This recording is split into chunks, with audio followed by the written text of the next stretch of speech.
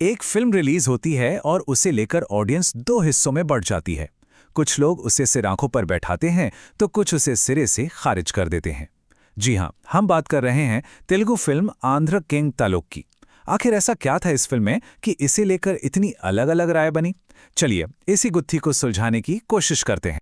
तो सवाल यही उठता है कि एक फैन और उसके हीरो के रिश्ते पर बनी एक सीधी सादी इमोशनल कहानी आखिर इतनी बहस का मुद्दा कैसे बन गई। आज हम इसी की तह तक जाएंगे। इस पूरे विश्लेषण में हम फिल्म की अच्छी बातें, उसकी कमजोरियां और बॉक्स ऑफिस पर उसका क्या हश्र हुआ, इन तीनों पहलुओं पर गौर करेंगे ताकि पूरी तस्वीर साफ हो सके। तो सबसे पहले बात करते हैं फिल्म की कहानी की। आखिर इसकी बुनियाद क्या है और ये कहना क्या चाहती है?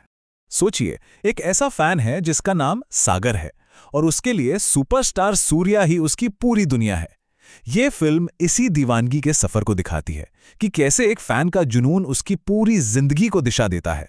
मतलब ये एक इमोशनल ड्रामा है जो स्टारडम को एक फैन की नजरों से पेश करता है। चलिए अब फिल्म की खूबियों पर आते हैं। आखिर वो कौन सी बातें थी जिन्होंने दर्शकों और क्रिटिक्स का दिल जीत लिया? देखिए, ज्यादातर रिव्यूज में एक बात कॉमन थी, फिल्म का इमोशनल कोर। क्रिटिक्स का मानना था कि फिल्म की सबसे बड़ी ताकत उसका भावनात्मक जुड़ाव है। इसने एक फैन और उसके हीरो के बीच के रिश्ते को बहुत ईमानदारी से पर्दे पर उतारा। और इस इमोशनल कहानी में जान डाली लीड एक्टर राम पोथिनेनी ने। उनके काम की जबरदस्त तारीफ हुई क्योंकि उन्होंने एक स्टार की तरह नहीं बल्कि उस किरदार में डूब कर काम किया। कई लोगों ने तो इसे उनके करियर की सबसे बेहतरीन परफॉर्मेंस में से एक माना। और हाँ, सिर्फ राम पोथिनेनी ही नहीं बल्कि सपोर्टिंग कास्ट का भी बहुत बड़ा हाथ था। सुपरस्टार सूर्या के रोल में उपेंद्र ने किरदार को एक वजन दिया, तो वहीं भाग्यश्री बोरसे ने कहानी में एक जरूरी इमोशनल बैलेंस बनाए रखा। अब बात करें उन फैंस की जिन्हें ये फिल्म बहुत पसंद आई, तो उनके लिए ये फिल्म एक आईने जैसी थी। उन्हें लगा कि फिल्म ने उनकी भावनाओं को समझा है, उन्हें सम्मान दिया है और इसी वजह से वो कहानी के साथ गहराई से जुड़ पाए। लेकिन जैसा कहते हैं ना, हर सिक्के के दो पहलू होते हैं। तो अब बात करते हैं उन वजहों की जिनके चलते फिल्म को काफी आलोचना का भी सामना करना पड़ा। फिल्म पर सबसे बड़ा इल्जाम लगा उसकी कहानी का। क्रिटिक्स का कहना था कि कहानी में कुछ भी नयापन नहीं था। सब कुछ इतना देखा देखा सा था कि आगे क्या होने वाला है इसका अंदाजा लगाना कोई मुश्किल काम नहीं था। और दिक्कतें सिर्फ यहीं खत्म नहीं हुई। फिल्म की धीमी रफ्तार, खासकर फर्स्ट हाफ में, भी एक बड़ी शिकायत थी। इसके अलावा कई लोगों को यह भी लगा कि फिल्म ने फैन कल्चर के गहरे और उलझे हुए पहलुओं को छुआ ही नहीं, बस ऊपर ऊपर से बात करके निकल गई। और यहीं आकर ऑडियंस साफ साफ दो हिस्सों में बंट गई।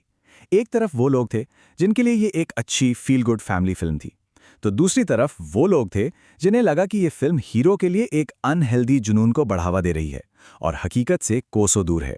तो इन सब तारीफों और शिकायतों का बॉक्स ऑफिस पर क्या असर पड़ा? चलिए अब जरा नंबर्स की बात कर लेते हैं। फिल्म ने अपने पहले दिन करीब 4 से 5 करोड़ रुपए का कलेक्शन किया। अब इसे एक ठीक ठाक शुरुआत कह सकते हैं, पर कोई बम्पर ओपनिंग नहीं। और ये बात और भी दिलचस्प हो जाती है जब हम इसकी तुलना राम पोथिनेनी की पिछली एक्शन फिल्मों से करते हैं। उन फिल्मों के मुकाबले इस इमोशनल ड्रामा की ओपनिंग थोड़ी धीमी रही। शायद जॉनर बदलने का असर था ये। हालांकि शुरुआती दिनों के बाद फिल्म ने रफ्तार पकड़ी और करीब 10 दिनों में 20 करोड़ से ज्यादा का आंकड़ा पार कर लिया। ये दिखाता है कि फिल्म भले ही ब्लॉकबस्टर ना बनी हो, लेकिन इसने बॉक्स ऑफिस पर अपनी जगह बना ली थी। और अगर रेटिंग्स को देखें तो चाहे क्रिटिक्स हों या ऑडियंस, सबने इसे लगभग 5 में से 3 स्टार के आसपास ही रखा। मतलब आम राय यही थी कि फिल्म अच्छी है पर कोई मास्टरपीस नहीं।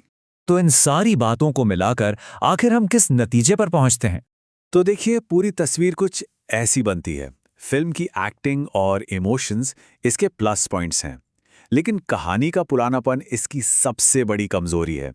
ये उन लोगों को जरूर पसंद आएगी जो एक सीधी सादी इमोशनल कहानी देखना चाहते हैं, लेकिन जो लोग फैन कल्चर पर कोई गहरी पड़ताल की उम्मीद कर रहे हैं, उन्हें शायद निराशा हो सकती है।